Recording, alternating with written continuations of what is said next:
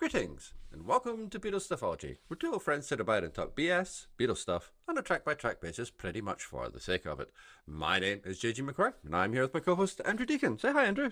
Hello, JG. How are you doing on this fine, fine day? I am doing fine. That's how I'm doing. How fine are you doing on this fine day? I'm doing really fine, and in particular, I'm looking forward to talking about this track, which is "I'll Cry Instead," or as I will put it, wonder why Ringo didn't sing this one. Um, that's a very valid question because I was going to say I wonder why George didn't sing this one, but okay. But before we get into that, we'll do what we always do at the top of the show now, which is our little section. You can really get a hold of us, so you can contact us by email. We are BeatlesStuffology@gmail.com. We are on Twitter at Beatles_ology, and you can find my blog at www.jgmcquarrie.scot, and you can read Andrew's blog at www.stuffology.com .co.uk. And as you say, we're talking about I'll Cry Instead. So go on, answer your own question. Why didn't Ringo sing this one? Well, before we do that, I'm just very impressed that something that got thrown out as a joke has now become an actual name for a feature. So you can really get Yeah, a hold of we've got a us. feature and we're not afraid to use it. Well, and we're not afraid to use a title that we just kind of made up on the spot. But it seems to work. So okay, right. I'll Cry Instead is a funny one, really, isn't it? Because it sort of works, it sort of doesn't work. It was put forward for the film, but rejected for the film. It's pretty darn short, actually, although there is a sort of a difference in the length between the stereo and the mono mixes, which, quite frankly, is technical detail that doesn't really interest me. You are more than welcome to expand on that. And I'm sure there are other Beatles podcasts who are able to discuss that in much greater detail than I would be able to do. But I think there's lots of potential things where you could get into, almost a series of links based on this song. And I think the fact that it's country tinged is one of those areas that it's worth exploring, which is one of the reasons why I suggested that maybe this was a song that Ringo should have sung. Because of the four Beatles, I'd say that Ringo is the one who's a little bit more synonymous with country music. So, you thought that maybe this could have been the opportunity to really give it a go. So, yeah, what do you think? Yeah, it's a very slight composition. It's not. Yeah, there's just not an awful lot to it. Like my question about why George didn't sing it is because it has that kind of like we've just knocked something out for George to sing quality to it. Hmm. It feels to me very much of like side twos. I'm happy just to dance with you, and I think that's kind of slightly reinforced by the vocal that Lennon is giving as well. It's surprisingly how can I put this? It's a bit thin for his voice, particularly if you compare it to the previous song on the album. If you compare it to Anytime at All, like Lennon has got a bit of rock going on in his voice there. He's got a bit of a bit of grunt. It's not you know the best song in the world, but Lennon has got some grit in the vocal.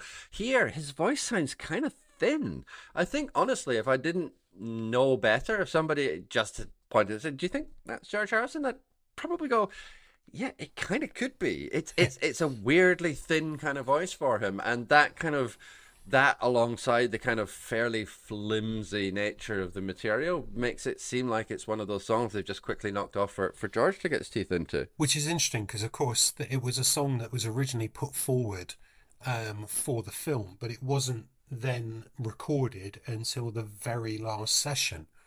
So everything had been filmed. Everything was working its way through the editing suite. And Richard Lester already said, "No, I don't want that song for the film. Thank you very much. I will take Can't Buy Me Love."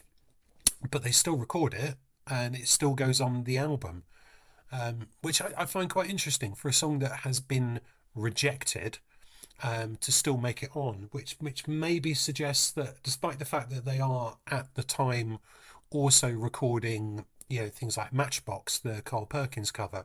Maybe they didn't want to put a cover on this album. Obviously it's the one of the early albums that doesn't have covers on. So there must have been, a reason why Lennon was fighting for this song, even though it's, even he would have admitted it's not exactly up there in with A grade material.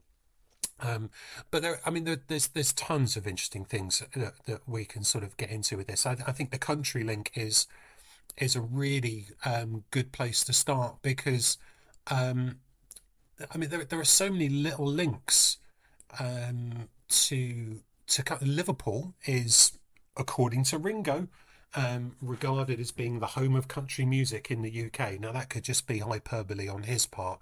I've not necessarily found a massive weight of evidence that supports that, but you could sort of see why, if an awful lot of people were getting blues records, rhythm and blues and early rock and roll records from, the people transferring or transiting through Liverpool off the cruise ships and off the merchant navy ships and the cargo ships, that they may also have therefore been an awful lot of country music records around in Liverpool for people to listen to as well. And that certainly seems to be one of the early incarnations of Rory Storm and the Hurricanes seems to have been Jet Storm and the Raging Texans. However, okay, right, I'm going to go with the full disclosure here, because if you start reading around this, opinions differ. Because I've also read that at some point before he joined Rory Storm and the Hurricanes, apparently Ringo was in a band called the Raving Texans. Now, I get the feeling that that's not true. There certainly seems to be more people talking about the Raging Texans than the Raving Texans, but something seems to have got a little lost in translation. But there does seem to be that early incarnation of Rory Storm and the Hurricanes that are playing something a bit more than skiffle and something a bit more countrified. And there are pictures of the Beatles in Hamburg in cowboy boots as well. Along with their leather get-up before they are then, more tailored for the suburban market by Brian Epstein a little bit later. There are sort of hints around there. There are those links to country and western, and of course we're going to get things like Act Naturally coming up a little bit later as well. But one thing that I sort of do want to refer to, it's is a country website that is linked to Liverpool. It's called thecountryofliverpool.com, and on a page that talks about Beatles songs with country roots, the writer, somewhat flippantly, does talk about putting together a Beatles album of Beatles songs, of country songs, except they're all drawn from Beatles for Sale and Help, which I thought was a bit weird. I get the Act Naturally element of it, but it does then sort of draw in quite a few others that I'm not really sure you would sort of think of as country. But that's fine, and obviously it ignores I'll Cry Instead, which just has that feel of it's not kind of classic country. It's not exactly Billy Connolly's country and western super song, which is obviously the height of country. And I have American in-laws, and I think on the second trip over there I was asked if I liked any country music, to which I replied that I owned a couple of Graham Parsons albums and John Wesley Harding, the Bob Dylan album, and the faces dropped. I mean, they're all lovely people, but I don't think they regard Bob Dylan, even at that phase, and Graham Parsons as being country. So, yeah. Fair enough. It's not the kind of classic, and it's not the storytelling country as well. I mean, it's worth, at some point perhaps going back and listening to one of those Malcolm Gladwell podcasts, because he talks about on one of them about country music as being a type of songwriting that's different from normal pop music, because there's a sense of development, there's a sense of narrative, whereas in pop and rock there's much more of a sense of repetition. But that's for another time. There's a follow-up for you. I would say read the read the episode notes, but we don't really write episode notes in that way. Just basically search Malcolm Gladwell and country music, and I'm sure you'll find something to disagree with. Excellent. For what it's worth, country music is really big in my own hometown of Glasgow, and for precisely the same reason it is in Liverpool. So that connection there is definitely something that resonates. So yeah, I don't have any difficulty sort of seeing that connection. I think it's interesting also. Act Naturally and I'll Cry Instead basically have the same chords in them as well. It's basically just a simple. Very quickly I had to look that up, but yeah, it's basically just C, G, and D, or D7th in the case of Act Naturally. But yeah, they're basically exactly the same song, and yet they're in basically the same genre as well, so that makes perfect sense. When it comes to I'll Cry Instead as well, there's so many of those genres kind of overlap. Like you mentioned, skiffle, obviously rockabilly is in there as well, and that those roots lead directly from Elvis to the Beatles, as well as via sort of the country and western route. So there's loads and loads of ways that style and those genres of music overlap. I think with I'll Cry Instead, when it, I really want to do a kind of redemptive reading on it and try and up its quality to try and find something in it that makes it less slight than it is. And the best I can kind of come up with is that it is a genre parody, particularly that line, like, I've got a chip on my shoulder that's bigger than my feet. That has one of those, I could, not that it is, but you could imagine that being a line in like Big Bad John, or one of those kind of like sort of Dead Minor kind of songs that used to populate the charts of the late 50s and early 60s. It's that kind of stuff. And it is God, I'm going to have to use the word pastiche again, aren't I? I don't think it really is a pastiche, though. I think that's too harsh. I think it is just trying to write in a genre, but one that actually at this point the Beatles haven't really spent much time investigating. It's a genre that's incredibly important to them. It's incredibly important in terms of the recording. They've recorded material which isn't a million miles away from this, but they haven't really tackled it directly. Haven't really gone at it head on. And so if this is a slightly flimsy example of it, I think we can also take it as a first trip around the block when it comes to writing rather than simply performing this kind of material.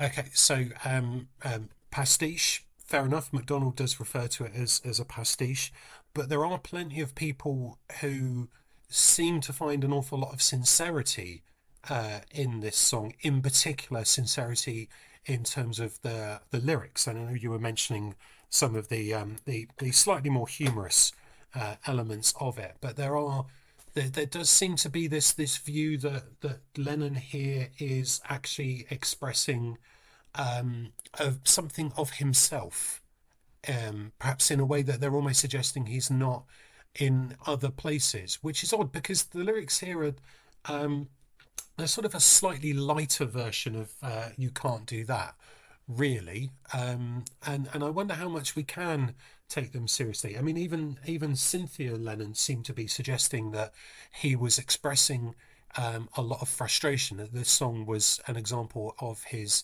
outpouring of emotion at being famous but not really having the freedom to do the fun things that he was able to do before he was famous. And yeah, okay, if that is to be accepted, it's really odd that he's distilled that into something that is basically quite hateful. And there's also suggestion in other places that during their time in Paris, they picked up a copy of the freewheeling Bob Dylan and were somehow then influenced to start writing more personal and effective lyrics, and that this is the example with which some people kind of tag it to. And I wonder why this and not "I Should Have Known Better," for example. It just seems a little odd. And maybe we try a bit too hard to paint Lennon out to be this sort of brooding, mysterious sort of figure, because it kind of goes back to one of my points about lyrics that I've made in previous episodes, but I'm not going to make that point again. Instead, I'm going to use Mr. Tim Key to make that point, who, writing in The Guardian yesterday, talked about the fact that lyrics go in one ear and out the other. so I don't actually know the lyrics to any songs. He says, I once lived in Kiev with a record player and a copy of A Hard Day's Night by the Beatles. I listened to it 400 times, but couldn't tell you any of the words. And I think that's fair. I think if you listen to a lot of stuff on side two, you'd probably only end up being able to remember the lyrics to things we said today, and you can't do that because the rest of it, I think, actually is pretty generic. Well, I think one of the things with the lyrics when it comes to this song is what you've mentioned already, which is that a lot of country and western does come from that kind of ballad tradition, that ballady tradition of telling stories and having an actual narrative through the line of the song.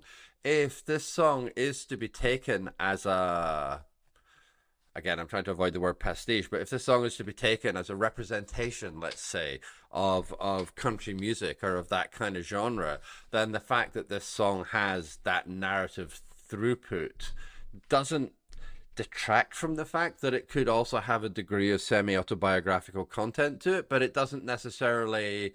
I think it would make. I think it's very easy to have an overread on this song. The lyrics are pretty slight. Like they're a bit funny in the places, and they're a bit kind of like slightly confessional in places. But I think even if Lennon did mean this to have a degree of autobiographical content, it's kind of occluded by the genre and the style that he's writing in to the point where I think it's a fairly slender read to rest that much analysis on. Yeah, and they're not the only people who are writing songs or like this at the time.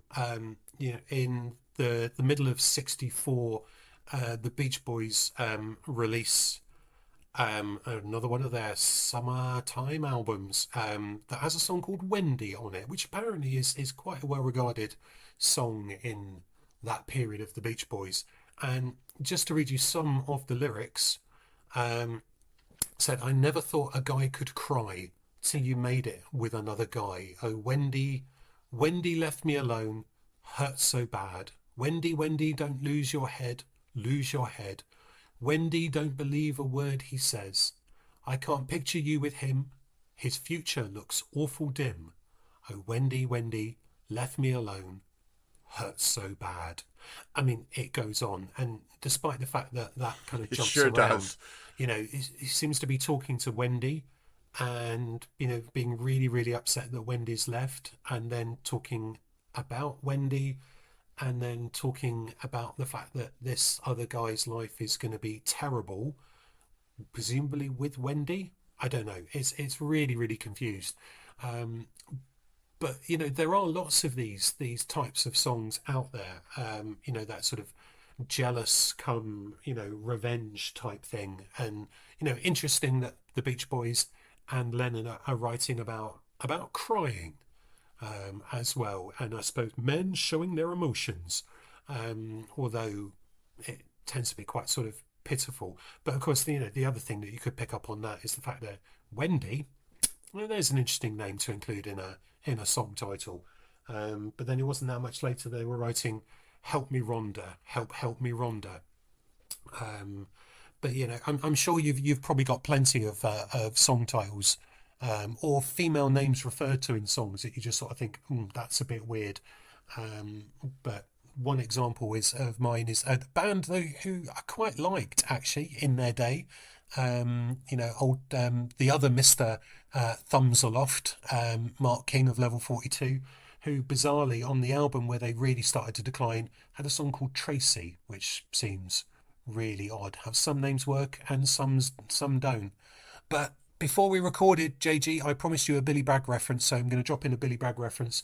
Tracy is an odd name for a song, but however, in Greetings for the New Brunette, Mr. Billy Bragg somehow makes Shirley work. And boy, does Shirley work in Greetings for a New Brunette. But okay, right. So without wishing to get too diverted onto these sorts of topics, the song Wendy is actually incredibly relevant at this point, because we do like to draw in our contextual detail. And they did perform, the Beach Boys did perform this in July '64 on the Ed Sullivan Show. And it really is worth watching because it is so anemic. They really look petrified. and that contrasts so much with just a few months before, when the Beatles seemed to sort of take it as being their destiny that they were going to really grab this performance and take hold of it. So it's fascinating to see the Beach Boys in their striped shirts, and then the Beatles in their suits, and the confidence that one gives that the other doesn't. And I think this is why the country thing is quite useful, because the Beatles are drawing on country, on a musical tradition from America, just as they've drawn on rhythm and blues and rock, and whatever variation of skiffle that the UK skiffle bands were drawing on, with things like Rock Island Line, and there you go. There's another sort of Billy Bragg link in there as well. That's one of his favourite songs. But I never quite worked out what music tradition the Beach Boys fit into, other than sort of thinking that I wonder if that's a truer picture of what people think of as being America. And I certainly think that that's a version of America that some would prefer to remember. So perhaps on our baseball caps we should have "Make America Surf Music Again," because I think that's maybe that ideal version of drive-ins and burger joints that some people still seem to think is makes up America, as opposed to all those other parts of America that gave us the country and the blues, that perhaps is shall we say slightly more real. I just think that the Beach Boys exist only to sort of give American Graffiti a little bit of an idea for its soundtrack. Okay, a few things to pick up on there, I think it's fair to say. Yeah, I did kind of go down a few alleys with that. So yeah, no, that's good. That's good. At some point, we should maybe talk about the song that we're actually talking about. But for the moment. Well, just before we do that, firstly, thank you very much for not one but two Billy Bragg references. That's always very much appreciated. Secondly, Shakin' Stevens released a song called Shirley. Just don't know why that's relevant. Wanted to mention it that Shirley has been a name used in a song on more than one occasion, and even then that song is like I think it's like some old standard or something from the 50s or 60s. It's some knackered old song by the time Mr. Stevens gets his grubby little protuberances on it. But yeah, I'm not that knowledgeable when it comes to the Beach Boys beyond the big ticket items. I've got to be honest, but I think kind of the whole thing with the Beach Boys is that in some ways it is that parallel to the Beatles, whereby they are essentially a genre in themselves, but kind of in the wake of that there's just a whole bunch of other people who kind of impersonate it. So they're kind of the first surf band, and then behind that there's just a whole bunch of incredibly poor kind of imitation surf bands. And just like the Beatles broke through in this era, 63, 64, and have in their wake a whole bunch of generally really bad Mersey beat songs, you could certainly draw a parallel there, but meaningfully for all the influences that you can look at on the Beatles, and certainly when we're talking about country, when we're talking about rockabilly, when we're talking about skiffle, they are functionally their own genre at this point. They won't remain that way forever, absolutely not, but right at this moment they're kind of their own thing. They're certainly not pure rock and roll. They're certainly not they just like dabble in everything, and that gives them that fluidity to be able to move through different genres, appeal to different audiences, and it's the thing that makes them different from everyone else. They don't have to subscribe to one genre. They are the genre, and that's one of the things which gives them that appeal. And they can be bluesy and appeal to teenagers, or they can do kind of lovey-dovey stuff which appeals to an older audience or a more mature audience or parents or whatever. And that's part of the genius of who they are. None of that is reflected in I'll Cry Instead. Sorry, yeah. I'll Cry Instead. I want to be more positive about this song. I do think it's an important song in some ways, because I do think it is their first attempt to kind of grapple with writing in this kind of style. I struggle to find it much more than a throwaway. I'm not particularly convinced by the biographical nature of the thing. I'm sure, far be it from me to argue with Cynthia Lennon, obviously. Sorry, Cynthia, if you're listening.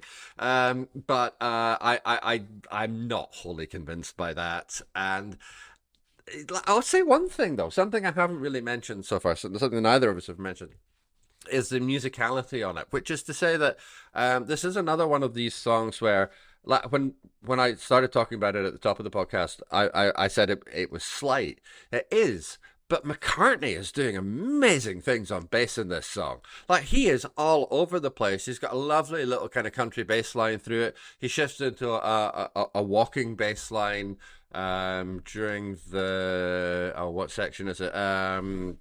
Show you what your loving man can do, into that, yeah, all that stuff. He's got this lovely walking bass line which then cuts back again, so he's playing in two very distinct genres, but he manages to meld them together. It's by far and away, musically at least, I would say it's by far and away the best thing about this song. McCartney is really going for it in a way that I'm not really sure this song justifies. I'm glad he does, because it gives me something to talk about, but it's a phenomenal bass line in this song. It really, really is. So there's two cover versions that I was going to mention. I'm going to link to the point about the bass part in a sec.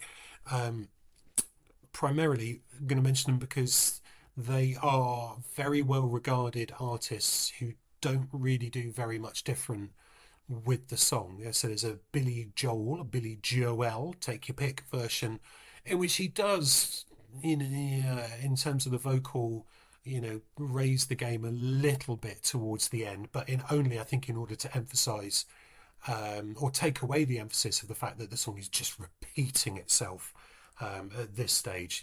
That's just to get it over 2 minutes. And the other one is, of course, by one of your least favorite Beatles cover version artists, and that's Joe Cocker. Now, we'll come back to Joe Cocker cover versions later on, folks, a long way down the line, probably in about 2025.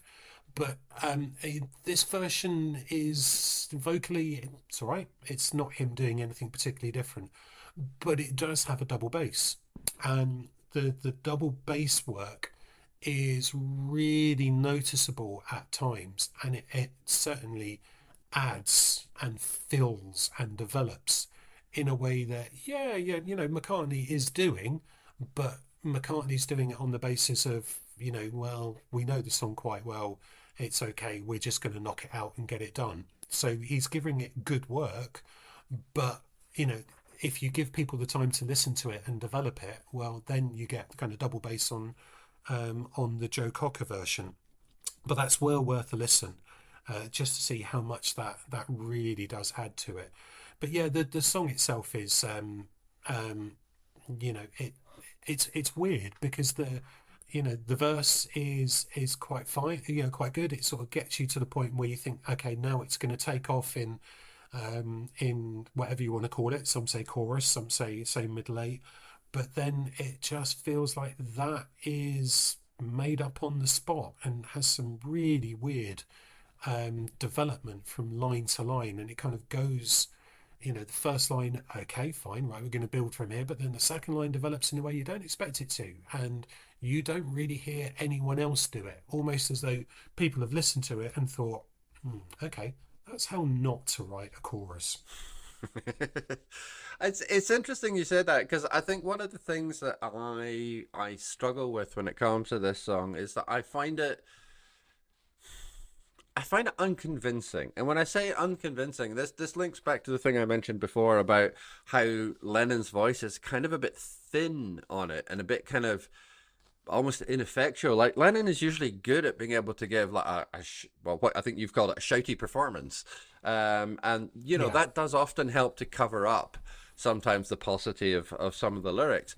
But like, I realize again that this is playing with the genre, but that line about I'll show you what a loving man can do, like, that needs to be sung by somebody who's really got some oomph beside it, whereas on the record, it sounds like somebody who's just seen a pair of boobs in the sun. It's like, it's so kind of like 14-year-old, It's like, it's wildly unconvincing. And that's unusual for Lennon. Like if there's one thing that Lennon can normally sell, it's this kind of like masculinity, this kind of masculine version of himself. And here it sounds so kind of, I'm going to do this. I'm going to have all the girls. No, you're not, mate. Just Yeah. come away and get over yourself. It's weirdly unconvincing, and I feel that atmosphere kind of permeates the song and kind of undercuts it. It's also trying to crowbar a bit too much into one line as well, which Yeah.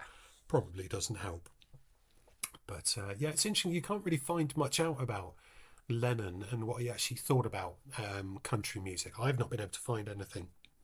No, I couldn't really find much either. So I don't really know what his background is, although there is one story of him meeting Waylon Jennings at the Grammys, I think in 1975, and him sending Waylon Jennings a letter, which is quite sweet.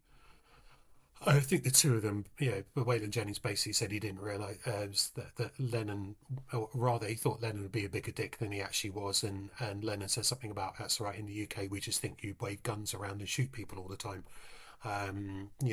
which might relate to a little bit of Waylon Jennings' reputation. But here we go. Here's something that I forgot, and let's kind of circle back around to other links to the Beatles. Of course, because Waylon Jennings, apart from being famous in terms of country music, has one other really unfortunate claim to fame. And listener, I'm going to insert a brief pause, or alternatively, you could just press pause now, so you can have a little think, because I will give the answer in 5, 2. He's the person who gave up his seat to the Big Bopper before that flight, because he was in Buddy Holly's band. There you go. Steps back from the mic. Of course, you all knew that, didn't you? I have to look these things up on the internet to try and look clever. And even now you're thinking, yeah, but why did you say Buddy Holly's band and not the Crickets? Everybody knows it's the Crickets. Think, yeah, all right, slip of the tongue. Right, okay, back in your box, listener. I'm curious as to what effect you think insulting our listeners that way will have on our listenership. Well, I'm working on the basis. I admire your experiment, and I'm looking forward to the results. I'm working on the basis that being nice to them hasn't enabled them to get in touch so far. So let's try a little bit of abuse and see if we get any response to that. Yeah, well, that's an interesting strategy. Right, good, yes. Lovely. Yeah. I've got an answer to your next question. What's my next question? Well, I'm not going to tell you, but my answer is 5. Okay, good. I don't really have much else to say about this song. 5 feels about right to me. Well, let me just see now. What have I given 5 to? What have I given 5 to? I'll Get You. There's a Place. Yeah, 5. 5. Yeah, 5. Is that decided? I think that's decided. Yeah. Okay. That's good. But I think that's also evidence that even for a a bang average Beatles track, there's tons of interesting stuff that you can get into. There's so much of that contextual information that's really, really useful. And by the way, I was going to mention earlier, but the conversation went drifting off into something else. And here's something to link back to our previous episode, in which I railed against the quality of Rolling Stone magazine's website.